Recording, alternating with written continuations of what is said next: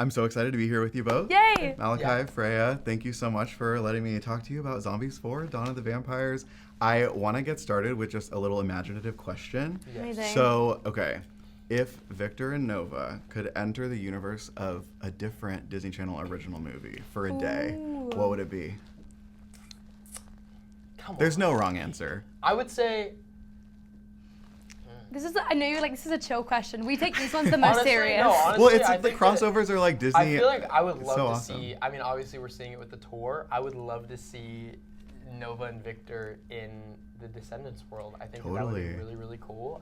Just to have like a Worlds Collide movie could be awesome. Yes. Nikki, you better make that happen. I feel like they're similar vibes. Like Descendants is all very like magical and, you know, it's obviously not like monsters, but it's very phantasmic. Totally. And I think like Zombies has the same vibe. So I feel like that would make the most sense. Mm-hmm. Yeah, Milo and Meg said High School Musical, and I'm such a fan, so so like I fun. love that. And at Disneyland, at Disney Channel night, they did a cavalcade like mini parade of High School Musical mashed up with zombies. So like that would be so cool. But I love that idea. I love keeping it all mystical and magical. Like that's so fun.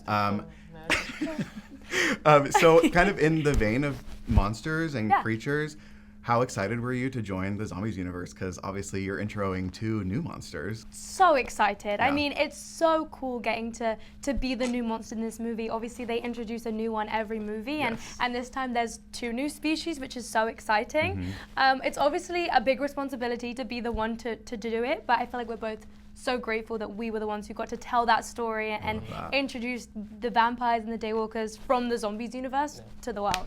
Yeah, I couldn't agree more. I'm just very grateful to have the opportunity to work with everybody and go to New Zealand to film, which is insane. So awesome. Yeah, it's such a beloved franchise, and I know we're both very, very, very thankful to have been a... Totally, you are people's High School Musical, you know? Like people grow up with DCOMs, so like it's so fun to be able to do that, so congrats. But is there like a really quick, for people who might not be familiar, like what's the difference between vampires and the daywalkers? Like are they the same, but one is out in the day? There's an aesthetic difference between them, just like obviously their outfits and stuff, where vampires are a lot darker. I used this word yesterday, a little more opium, if you know what that means. Okay, for sure.